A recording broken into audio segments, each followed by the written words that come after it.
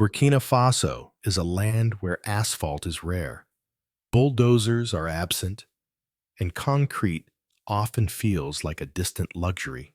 Yet in this soil, red and dry, a new road is being born, not from steel or machines, but from hands, sweat, and the will of a people. 60% of the population live in rural villages scattered across fields of millet and sorghum, cut off from markets, schools, and hospitals. For decades, the lack of roads has meant more than inconvenience. It has meant poverty, isolation, and insecurity. Now, 1,000 kilometers stand as both a dream and a demand, a challenge that many would call impossible. And yet, Ibrahim Traoré has chosen not impossibility, but ingenuity. He has chosen Do Nou, the Japanese-born method of earth and bags, where every sack tamped 20 times becomes a brick of sovereignty. He has chosen a path where the poorest villages can build their own roads, one layer at a time, until the nation itself is connected by resilience. Do not look away. What comes next may change how we think of Africa's future. Stay with us, subscribe, and witness this turning point together. In a world where skyscrapers rise overnight and highways stretch like rivers of concrete, the story of Burkina Faso begins with a simple bag of soil. The method is called Do Nou, meaning earth in bags in Japanese. It is deceptively simple. Soil is scooped, filtered, and pressed into sacks, then tamped 20 times until each bag becomes a brick of hardened earth. These bricks are stacked side by side, layered carefully, and topped with gravel or laterite. There is no machinery humming, no bulldozer growling, only the rhythm of hands, the sound of tamping sticks, and the unity of neighbors building the ground beneath their feet. For a country landlocked in the heart of West Africa, the absence of roads is not merely a logistical issue. It is a wall around its people. Nearly 2/3 of Burkina Faso's citizens live in rural areas. Farmers harvest crops that rot before reaching markets.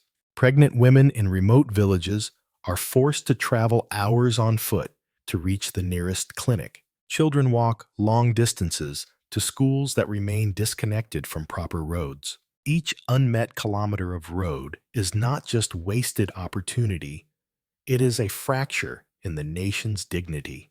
This is why Do Nou is more than engineering. It is emancipation. Unlike asphalt highways that require fleets of trucks and millions in imported machinery, Do Nou asks only for the soil beneath one's feet and the hands willing to shape it.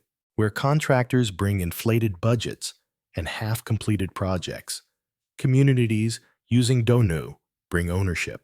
Each road is not built for them, but by them, weaving a fabric of pride as enduring as the compacted earth itself. Ibrahim Traoré has cast his gaze far beyond the dust and poverty. His vision is to create 1,000 kilometers of rural roads, not through foreign aid or the mercy of donors, but through the ingenuity of the people themselves. In his eyes, every sack of soil tamped 20 times is a declaration that Burkina Faso will no longer wait for the world to rescue it. Instead, it will rescue itself, kilometer by kilometer, road by road. The symbolism cannot be overstated. These are not just roads. They are arteries pumping life into isolated villages. A mother carrying millet to the market will now arrive before the grains spoil. A student walking to school will arrive dry-footed after the rains. A sick child will reach the hospital before fever claims another life. Security forces will move faster across the Sahel, responding not with delay, but with presence. Every meter of compacted soil is both a pathway and a lifeline. The brilliance of Do Nou lies not only in its simplicity, but in its scalability. With only sacks, soil, water, and basic tamping tools, entire communities can transform landscapes in weeks. What once required heavy machines and foreign contractors can now be achieved with calloused hands and collective will. This is infrastructure stripped of excess, returned to its essence, people shaping the land they inhabit. And yet, as revolutionary as it seems, questions linger. 1,000 kilometers is a colossal ambition. Roads built by hand are noble in spirit, but can they endure the weight of ambition, the rains of the Sahel, and the pressure of a nation hungry for change? The answer lies not only in soil and sacks, but in the resilience of a people who have chosen to pave their future with their own hands. And this is where the story rises to its turning point. The announcement came not as a whisper, but as a drumbeat across the villages and towns of Burkina Faso. 1,000 kilometers of rural roads, built not by foreign companies, not by towering machines, but by the people themselves. It was Ibrahim Traoré who stood at the center of this vision, declaring that what others called impossible would be achieved with the strength of unity. For some, it sounded like a miracle. For others, a challenge too vast. Yet for those who had walked barefoot through mud after the rains, who had carried crops that spoiled before reaching the market, it was nothing less than liberation. The reactions rippled quickly. Youth who had long sat idle in dusty streets suddenly saw a place for themselves in the nation's blueprint. Thousands of unemployed men and women could now trade despair for wages, labor, and a sense of belonging. Each bag of compacted earth was more than work. It was proof that their hands mattered. Farmers spoke of how a single road could change their harvest, cutting post-harvest losses and opening doors to distant markets. Teachers imagined students arriving on time, no longer battling rivers of mud in the wet season. Mothers envisioned journeys to hospitals no longer measured in days but in hours. In the workshops of the National School of Public Works, engineers and lecturers adjusted their chalkboards and syllabi. They no longer spoke of distant theories, but of immediate needs: how to choose the right soil, how to measure moisture, how to standardize 20 precise tamps with a wooden stick. Short training sessions turned classrooms into bridges between expertise and labor. Knowledge was decentralized, carried to villages, and placed directly in the hands of those who would shape the roads themselves. On the ground, the atmosphere was more than technical. It was almost ceremonial. Rows of men and women lined up, filling sacks with laterite, tamping with rhythmic force, stacking each bag as though laying the foundation of their own destiny. Children watched, wide-eyed, learning not from textbooks, but from the sweat of their parents. Entire communities moved with one heartbeat. This was not charity arriving in white trucks with foreign logos. This was sovereignty rising from the earth itself. And yet, the outside world observed with cautious silence. International media spoke little of Do Nou, for it lacked the glamour of highways or the prestige of billion-dollar contracts. Aid organizations muttered about durability, about the lifespan of soil bag roads under heavy trucks. Some diplomats hinted that large contractors would be sidelined, and with them, lucrative contracts. But within Burkina Faso, the message was clear. This was not about prestige or profit. It was about dignity. The climax was not in speeches, but in scenes unfolding across the countryside. A farmer, tamping a sack of soil, declared that this was the first time he had built something that would outlive him. A group of young men, once unemployed, marched with tamping sticks over their shoulders like soldiers of infrastructure. Women sang as they carried water to moisten the soil, their voices echoing against the red hills. In these moments, the project was not simply about roads. It became a movement. Still, the questions multiplied. Could hand-built roads withstand the floods of the rainy season?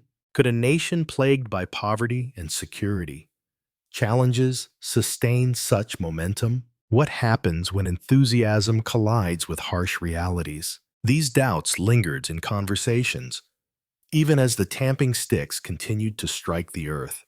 Traoré himself spoke with conviction, framing the 1,000 kilometers not as an end, but as a beginning.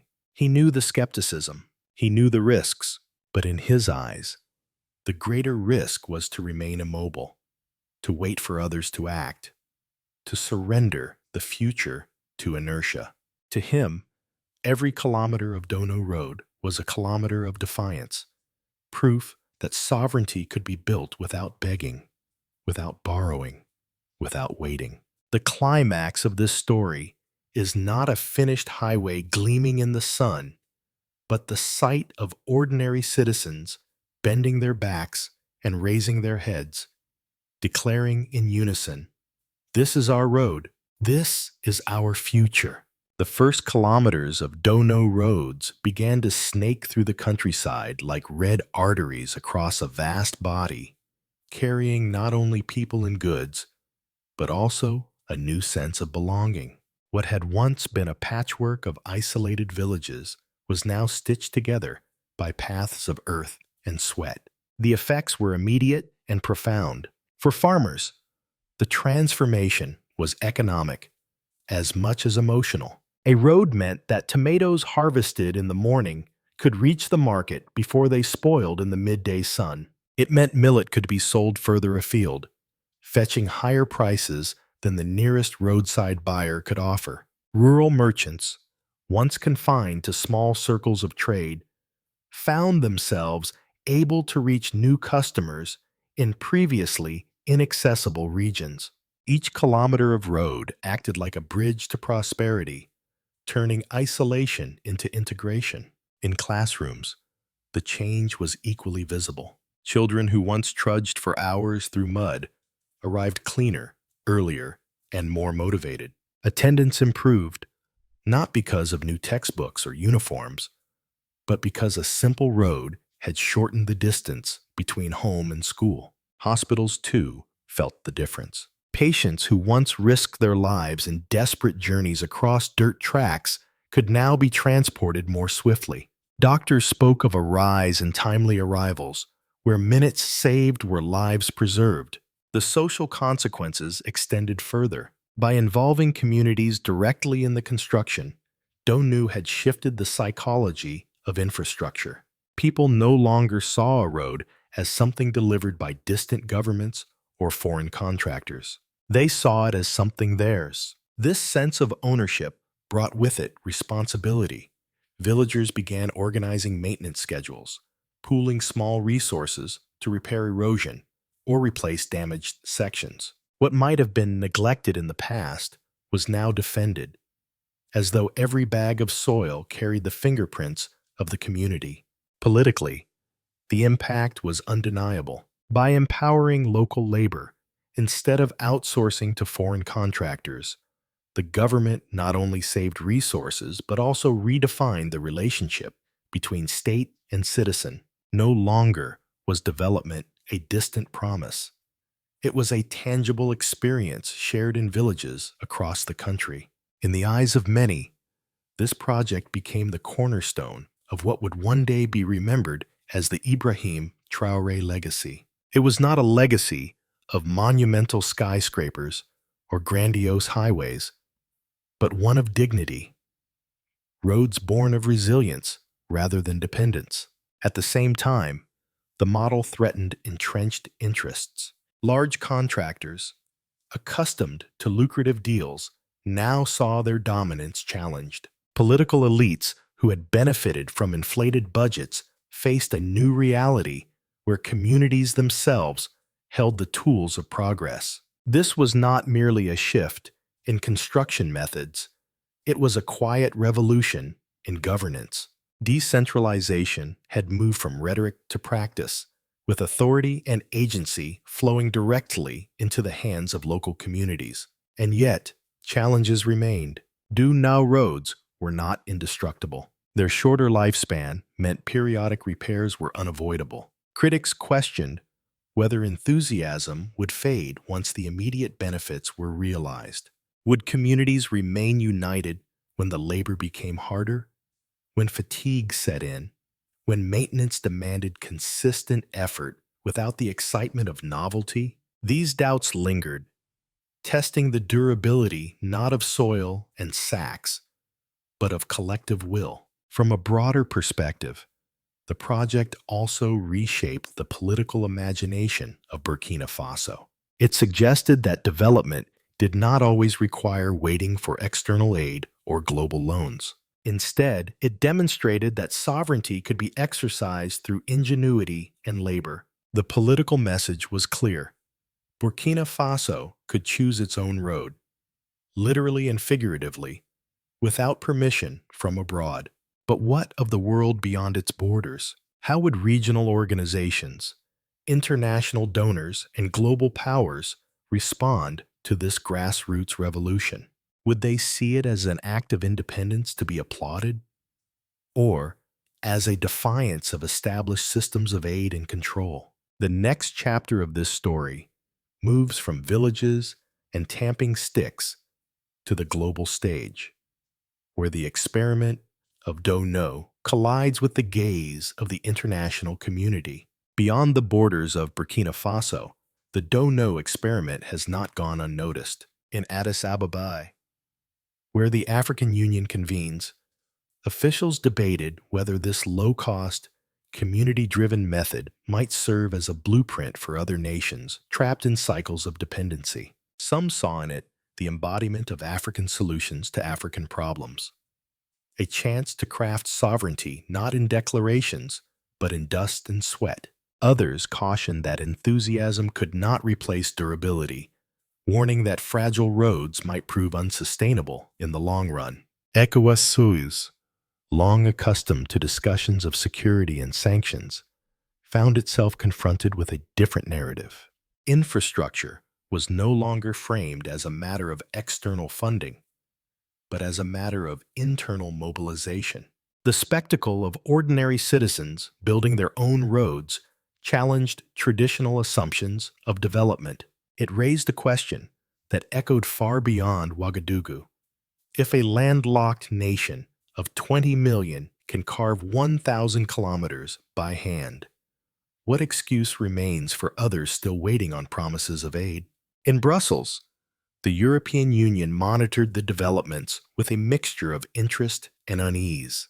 On one hand, the method appeared to reduce costs and dependency, aligning with the EU's rhetoric of sustainable development. On the other, the shift away from large contractors threatened European companies long involved in West African infrastructure projects. Beneath polite statements of encouragement lay a quiet tension. Who controls the future of Africa's roads, and who profits from their construction?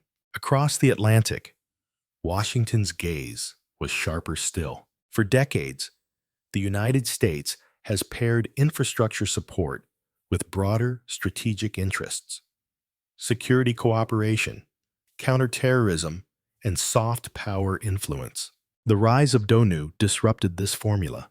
If communities could mobilize without loans or external contractors, what space remained for traditional aid diplomacy? Analysts in Washington acknowledged the symbolic power of this experiment, but also questioned its implications for U.S. influence in the Sahel. At the center of these debates stands Ibrahim Traoré, positioning his nation not as a recipient of pity, but as a pioneer of resilience. His framing is bold. This is not merely about roads. It is about rewriting the story of African modernization. He ties the project to what he calls Ibrahim Traoré Vision 2050, a vision of an Africa where sovereignty is not postponed, where dignity is not outsourced, and where development is born from within. And yet, international recognition is a double-edged sword. Applause can quickly turn to scrutiny. Support can shift to pressure. The global stage is crowded with actors whose interests do not always align with the sovereignty of small nations. So the question becomes, will Burkina Faso's 1,000 kilometers of earth and bags remain a local triumph? Or will they ignite a continental revolution that unsettles the very balance of power in Africa? The 1,000 kilometers are not yet complete, but already the roads of Do Nou stretch like veins of possibility across Burkina Faso. They are neither as sleek as asphalt nor as permanent as concrete, yet they carry within them a vision far greater than their material form. The question now is not whether these roads can be built, but what comes next. The opportunities are vast. By embedding road construction within communities, the nation has discovered a renewable resource more powerful than oil or gold: human will. With each kilometer completed, people gain skills, experience, and confidence that can be carried into future projects. If combined with partial mechanization, using machines for main highways while leaving feeder roads to community labor, the country could balance cost, durability, and efficiency. Resources would be concentrated where they are most needed, while villages retain the power to maintain their own arteries. Economically, the ripple effects are only beginning. Markets, once limited to local buyers, are opening to regional trade. Agricultural surplus is moving faster, expanding value chains that reach into cities. Small-scale industries are emerging along these new routes, from roadside stalls to regional hubs. The simple act of connection is unlocking dormant potential across the countryside. Yet risks remain, and they are serious. Do Nou roads, no matter how well built, are vulnerable to heavy rains and heavy loads. Without sustained maintenance, sections may crumble, threatening to erode both infrastructure and morale. Fatigue could set in among communities once the initial excitement fades. Critics argue that passion cannot replace technical standards, that sovereignty requires not only willpower, but also durability. These doubts are real, and they cannot be ignored. Still, in the balance between fragility and hope, Burkina Faso has chosen hope. The experiment of Do Nou is not about perfection. It is about movement.